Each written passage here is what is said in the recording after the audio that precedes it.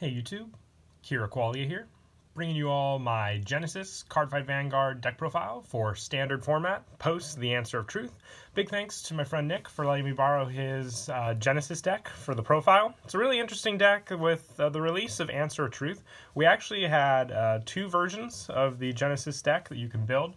One being the, I would say, pure version that revolves around Himiko and the more generic support for the Force deck, and the other one revolving around Divine Gauge, which works with Artemis and her what used to be Ride Chain, consisting of all the different cards you can do with the Divine Gauge, placing cards underneath, and then gaining effect space that way. More than likely, I'll do that deck profile later down the road, along with, the more Hamsuke-based Great Nature deck and a budget Gear Chronicle deck. But for now, let's go ahead and get started with the deck profile. So to start off, I run 4 Oracle Queen Himiko, one of your main grade 3s of the deck. Once per turn on Vanguard Circle effect, you Soul Blast 5 and put a critical or draw trigger from your soul on the bottom of your deck, and that trigger effect activates once for each grade of your opponent's Vanguard.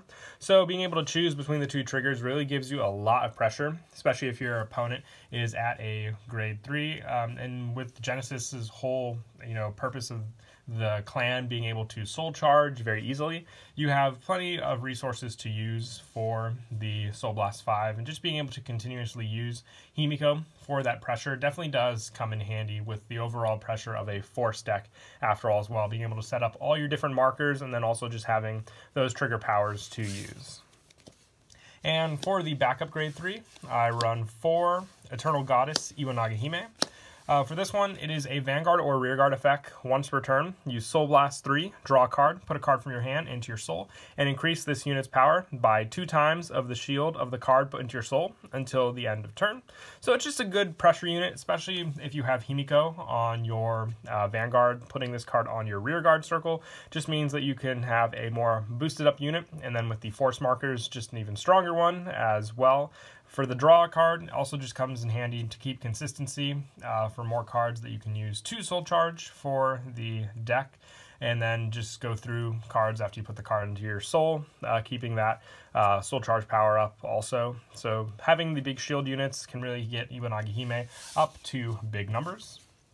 And that is it for the grade 3s. Decided to stick with just the standard 8 lineup. I think it's the most consistent, being a Force deck. Unlike, Excel and Protect, you don't really need too many grade 3s. You just need the ones to go into consistently for your plays. For the grade 2s, I run 4 Battle Maiden Saho Hime. When placed, you Counterblast 1, Soul Blast 2, draw 2 cards, put a card from your hand into your soul, and increase this unit's power by the shield of the card put into your soul until the end of turn. So you draw 2 cards, so you're basically, unlike Iwanage Hime, getting a card and putting it into your soul, so just, sifting through the deck. You at least get some draw consistency for the cost of a Counterblast as well, which is well worth it, being able to boost up this card's power and also just, give you some consistency. Maybe you have some grade 3s in your hands that you just don't need for any of your cards, and you would prefer that you just place them into the soul to use for the Soul Blast, and then just have other cards you could potentially call out from the draw that you got with Saho Hime. Definitely one of your main grade 2s of the deck for sure. And I also run 4 Battle Maiden Shitaru Hime. This one, you Counterblast 1 until the end of the turn. You reduce the next time you Soul Blast by 2, and one of your other units gets 3,000 power. So a Vanguard or Rearguard effect for an easy Counterblast, which most of the time for your deck relies on Soul. Just being able to cut that cost for your Soul Blast definitely can help for all the different effects you go for, especially, Saho Hime just needing that Counterblast then, and then saving the Soul for some of your bigger units, including the grade 3s. So another definite 4 of in the deck. And I also run for the grade 2s 4 Battle Maiden Izuna Hime. When placed on rear, you just Soul Blast 1, and while it's on rear, this unit gets plus 5,000 power. So it's just a very powerful unit, along with the Force marker being able to hit 25k power, being boosted, putting it at 33k. Most of the time when it's boosted by an 8k, you really can't go wrong with those numbers for sure, which is the main reason I really do like this as backup. I thought of some of the other grade 2 options But overall, I think this last spot for the grade 2s can be mix and match depending on just what you want. I would say definitely run Shitaru Hime and Sato Hime in the deck, but this last 2 option I think was just a preference for sure of, power units, since it is a 4-stack, being able to hit those big numbers for sure. And that is it for the grade 2s. We'll now move on to the grade 1s. Probably one of the best ones in the deck is Battle Maiden Mikuri Hime. When placed from the hand, reduce the next time you Soul Blast by 3 until the end of turn. So even better for a Soul Blast 3, especially since cards like Iwanaga Hime rely on a Soul Blast 3 for their effect. So being able to get that power boost for sure for a simple costless reduction. All you have to do is place it from the hand, which is very, very easy to do with this card's rear guard effect, 8k power, being able to boost with Izuna Hime, and then the front trigger hitting for 33k, so able to hit most force decks as well, and rely on big guards for that also. And then I also run 4 Witch of Frogs Marissa with this one.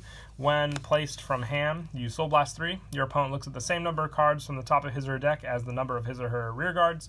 Call them to rear with units and shuffle the deck. Your opponent's abilities do not activate from this call. So this card basically is meant to screw up your opponent's plays depending on what they want to go for. If they have a field set up with units they prefer, it can really mess them up if they end up calling, trigger units, getting rid of triggers that they could have used in the deck. And then also just being able to, get rid of potential intercepts as well. As long as they call a good number of rear guards, they're going to have a problem when it comes to retaliating against this card for sure. And then also I run 3 Swift Runner of the Clear Skies Achilles. With this one, you put this unit into your soul, and 3 of your units get plus 3,000 until the end of turn. So just an easy soul charge card for sure. If anything, if you want to drop down the number of Izuna Himes to 3, you can even put in a 4th Achilles for sure. Just having that plus 3 and then easy soul power makes up for the boost potential that this card would have done with the plus 3 to some of your other units. And then lastly, I have 2 Witch of Cats Cumin. It is a 1-place counter+1, rest this unit, and return 1 of your stand rear guards to your hand and put the top card of your drop zone into your soul. So an easy soul charge power. Also being able to return 1 of your stand rear guards to your hand means that you can reuse them as well. Really do like when I can reuse the soul charge power based ones for sure. If you wanted to bump this one up to 3 instead of Achilles, you can even do what I said before and take out the Battle Maiden Izuna Hime instead for a 3rd Cumin, if you want to increase your grade 1 numbers. And then that is it for the grade 1s. Moving on to the grade 0s, I run 1 Aiming for the Stars Artemis, just your standard starter for the deck, the when wrote upon draw card unit. And then for the trigger lineup, decide to stick with 8 critical. So 4 Battle Maiden Kukuri Hime and 4 Cyber Tiger. I always thought this card was a Great Nature when it first came out in the pack, but sadly mistaken there. And then 4 draw trigger. Just like if you want to try a 6 draw, 6 critical consistency, you can take out 2 of the criticals and put in 2 draws, just so it would work a little better with Oracle Queen Himiko's ability. But that's also just, player preference with those big numbers. If you want those criticals more for pressure, you can keep it the way it is. And lastly, 4 Witch of Big Pots Laurier, just the heal trigger for the deck, standard for this format. But that is it for the deck profile. I hope you all enjoyed the video. We've covered all 3 of the decks from the Answer of Truth, so very excited about that. And we also have the Miyagi Academy booster pack just around the corner with plenty of decks in that set as well for deck profiles. So definitely looking forward to all the different ones that we'll be able to do from that as well. But until next time, please don't forget to leave a like and subscribe, and Kira Qualia out.